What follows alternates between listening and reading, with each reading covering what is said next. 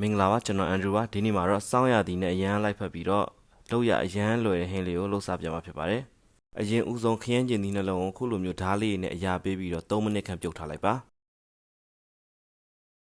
ပြုတ်ပြီးရင်တော့အခွန်ခွာပြီးခုလိုမျိုးလေးတွေနုံနုံဆင်းထားလိုက်ပါမယ်ပဇွန်အသားလုံးကြိတ်ဖို့အတွက်ကြက်သားနဲ့ပဇွန်လေးတွေကိုခုလိုပြင်ဆင်ထားလိုက်ပါမယ်ပြီးရင်တော့ကြိတ်ဆက်ထဲမှာကြက်သားပဇွန်ကြက်သွန်ဖြူပြောင်းကုန်မုံကျုပ်တစ်လုံးငရုတ်ကောင်း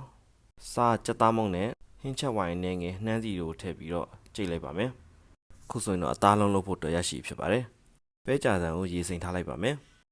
နှမ်းစီနဲ့ငယ်ကိုအိုးထဲကိုထည့်ပြီးတော့စီပူလာရင်ကြက်သွန်ဖြူစီတက်လိုက်ပါပြီးရင်တော့ခုနကနုံဆင်ထားတဲ့ခင်းကျင်းလေးကိုထည့်ပြီးတော့2မိနစ်ခန့်ချက်ပြီးရင်ရေထည့်လိုက်လို့ရပါပြီပဲငမြရဲ့အနေငယ်ကြက်သားမုံထည့်ပြီးရင်တော့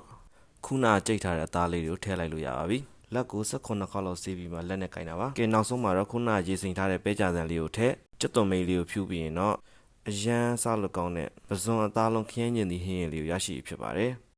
ရာသီဥတုအေးလေးမှာအခုလိုမျိုးဟင်းရည်ပူပူနွေးနွေးလေးတောက်လိုက်ရတာလည်းတကယ်ကိုနှိပ်ပန်ဖို့ပါပဲကဲစားကြပါအောင်ဗျာဟင်းရည်လေးကခရမ်းကျင်သည့်ရဲ့အချင်းအချိုရတာလေးရဲ့ပဇွန်အသားလုံးရဲ့အချိုတက်လေးရဲ့ပေါင်းဆက်ပြီးတော့အရန်ကိုအရသာရှိလာပါတယ်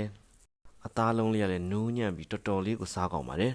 ဗီဒီယိုလေးကိုအဆုံးထိကြည့်ရှုပေးကြတဲ့အတွက်အားလုံးကျေးဇူးတင်ပါတယ်အစားတောက်ဗီဒီယိုလေးချန်နယ်တက်တဲ့ဆိုရင်တော့ follow လုပ်သွားပေးကြပါအောင်ဗျာ